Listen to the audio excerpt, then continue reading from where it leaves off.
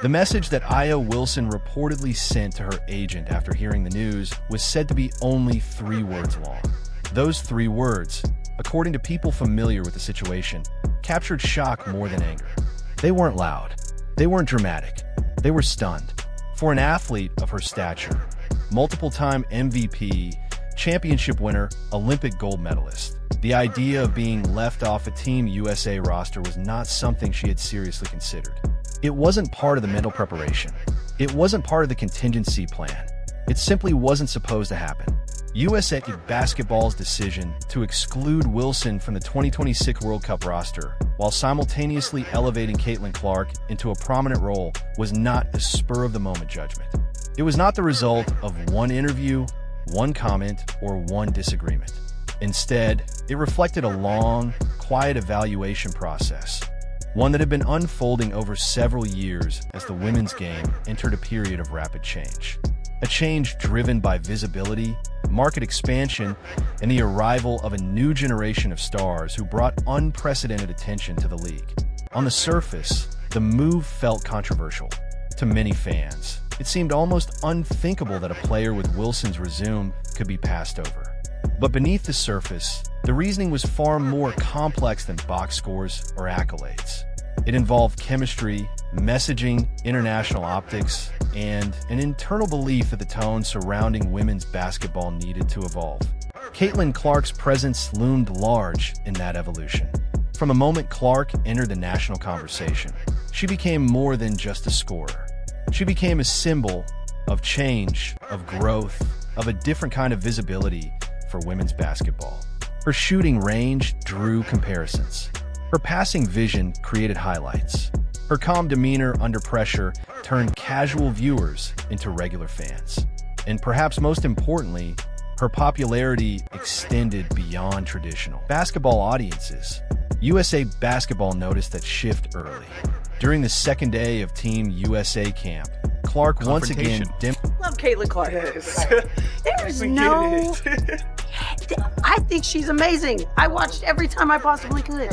And our league loves her. This has nothing to do... We're just doing our job. We're going to show up. Who is ever on the other team is on the other team. We don't really care. We're going to show up and do us. And so I think this narrative of like everybody hating on Caitlin Clark demonstrated why so many evaluators view her as a foundational piece for the program's future. She controlled pace. She communicated clearly. She adjusted quickly. Even in moments where her shot wasn't falling, her impact remained obvious. Teammates responded to her presence. Coaches trusted her decision-making. The system flowed more smoothly with her on the floor. But the contrast between Clark's rise and Wilson's reaction to it had been building for some time. The Friday morning phone call that changed everything began in familiar fashion. Wilson answered expecting routine discussion, updates on scheduling, training windows, or preparation timelines. These calls were common, especially for veteran players involved in international competition.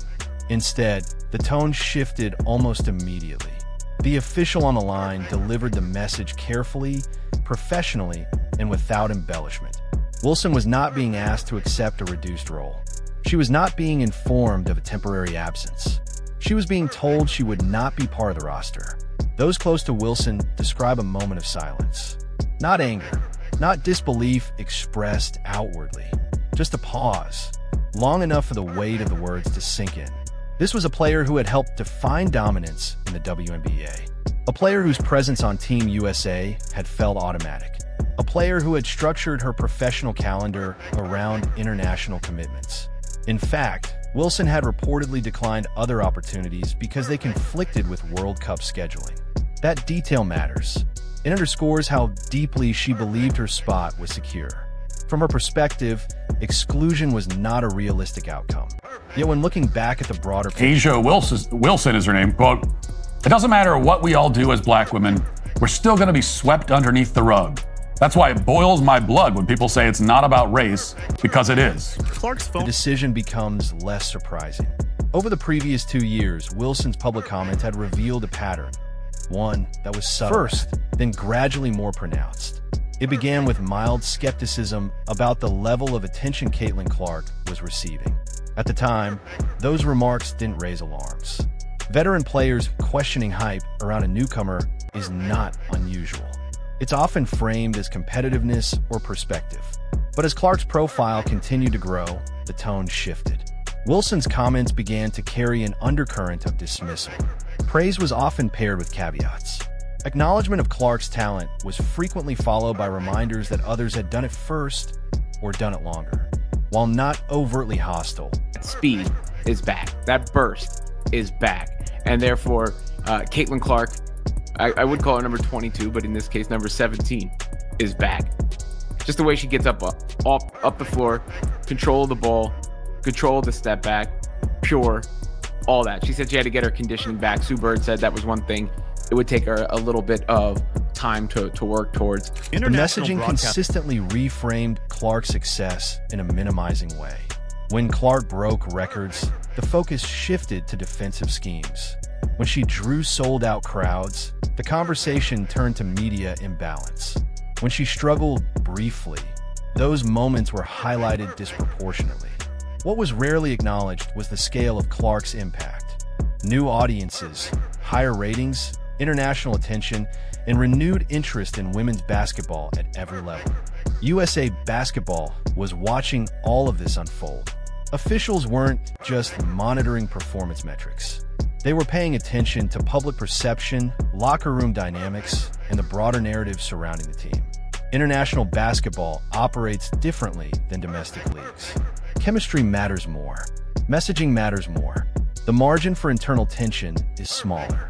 During international events and camps, teammates noticed subtle shifts whenever Clark's name came up. Conversations became cautious. Energy changed. Some veterans began distancing themselves from the negativity, sensing that it could become a distraction. What once might have been brushed off as competitive edge began to feel like something heavier. The situation reached a tipping point when this is what made Caitlin Clark so special, all right? And this is what put pressure on defenses when she's out there, even if her shot isn't falling. All right, watch this. She gets the rebound. She's pushing the floor. Look at this tempo. Look at this tempo, fam. Pushing the floor. Absolutely rushing the defense. And then this is what happens when you do things like this. Look, watch this. Look, now you got a wide open AB over in the corner. I know it might be hard to see, but a wide open AB. All because she grabbed that rebound and pushed the tempo. When Clark concerns about team cohesion were voiced internally. These weren't dramatic confrontations. They were quiet observations. Coaches and staff noticed moments where enthusiasm dipped. They noticed body language. They noticed how narratives carried beyond the court. Leadership at the international level is not just about performance. It's about tone setting. And USA Basketball began to question whether the environment they were building aligned with the direction they wanted to go. Wilson's agent spent that day trying to gain clarity, requesting explanations, and reviewing past conversations. From the organization's perspective, the rationale had already been documented, not in private memos, but in public interviews and recorded statements. The pattern was there. USA Basketball ultimately made a values-based decision. Rather than protect the pride of a veteran struggling to share the spotlight, the organization chose to prioritize cohesion, optimism, and forward momentum. Wilson later spoke openly about broader frustrations she felt within. Caitlin knows when to do this, when not to do this. That's what makes her special. Now, there are other guards that can recognize when to push the floor and when not to, but I'm just pointing out what's special about Caitlin, along with those three balls that she can knock down. When her shot isn't falling, this is what makes her a weapon. Although her shot isn't falling, people still respect her to the level where they're like, hey, she can get hot, man. We're not gonna just allow her to be open just because she missed 1, 2, 3 shots. We're not gonna allow that, man. Stay on her. That gravity that she holds, man, it opens up the defense like this. Wilson might be framing her exclusion as part of a larger issue. Her words resonated with some fans and alienated others. Meanwhile, Caitlin Clark received a very different phone call. Only hours after Wilson's conversation, Clark was contacted by USA Basketball officials. The message was clear and direct. She was not only included on the roster, she was viewed as a central figure moving forward. The staff had evaluated her trajectory carefully. They had studied her influence on and off the court. They had analyzed viewership data, sponsorship interest, and international response. Broadcast partners overseas had already expressed interest in her involvement. Networks saw her as a gateway to new audiences. Sponsors recognized her as a global brand. These factors didn't replace basketball considerations, but they reinforced them. Clark's game translated well to international play. Her pace control, court vision, and adaptability stood out. Analysts noted how her presence created space for teammates. Defenders were forced to adjust. Offensive sets flowed differently. What makes this moment especially significant is not just who was selected or who was left out, but how quietly the decision reshaped expectations across the entire league. There was no dramatic press conference, no public statement spelling out reasons line by line. Instead, the message traveled through whispers, reactions, and subtle shifts in behavior. And in professional sports, those quiet signals often matter more than headlines. Inside league offices, executives began having conversations that would have been unthinkable just a few years earlier. The idea that popularity, tone, and public engagement could outweigh seniority was no longer hypothetical. It was happening in real time. The Caitlin Clark era had forced institutions to confront an uncomfortable truth. Visibility changes power structures. For decades, women's basketball fought for recognition, stability, and respect. The pioneers of the league endured empty arenas, limited media coverage, and minimal sponsorships. That history carries weight. It deserves respect. But history alone cannot dictate the future of a sport that is rapidly evolving.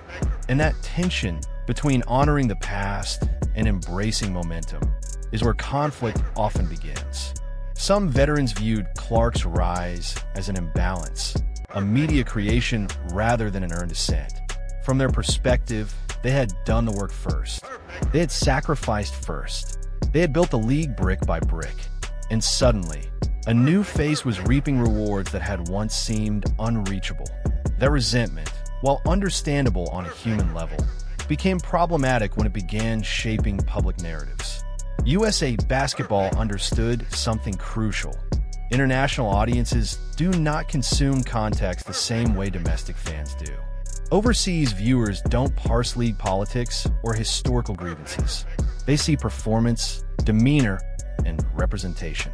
They see who carries the flag, who speaks for the sport, and who invites curiosity rather than controversy. So we got a 4-point game in the middle of the third, and this is an offensive foul, right? That's what the refs say. This is how fair the WNBA is, but this is not a moving screen. That was way worse.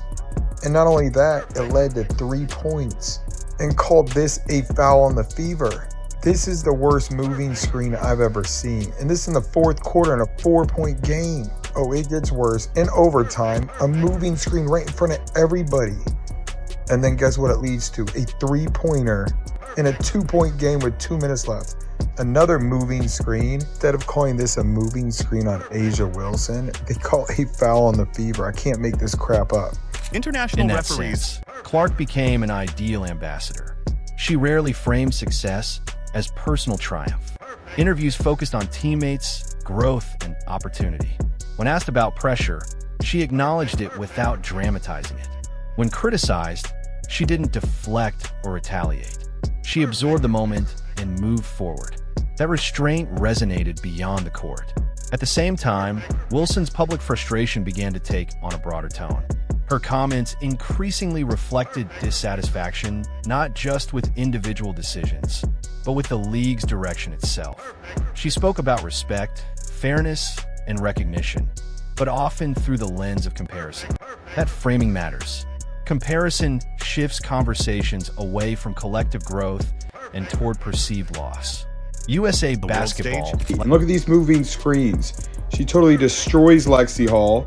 And guess what? They get a 3-point bucket off that play. They didn't call that an offense foul. Look at this one. Do you see how she sticks her leg out? They wonder why they get wide open layups and 3-pointers. Look at the room it makes when you set an illegal screen. That's why it's illegal. Another one. Look at this. She moves over, and it's just enough time for her teammate to get a three-pointer off. Watch how she does this. She thrusts her hips at the end. Look at, thrust her hips to get that extra space, and she gets an open layup. Like I said, 4 offensive fouls they didn't call, and they got 10 points. Wilson's dismissal. Like any global sports organization is deeply conscious of narrative alignment. They're not just assembling rosters. They're shaping how the sport is perceived worldwide. Every selection communicates values. Every omission sends a message. In internal evaluations, coaches reportedly emphasized adaptability. How quickly does a player adjust when the system changes? How do they respond when they're not the focal point? How do they communicate under stress? These questions become even more important in international tournaments, where preparation time is limited and chemistry must form quickly. Clark consistently scored high in those areas. Observers noted how she deferred when needed, took control when necessary, and accepted feedback without defensiveness.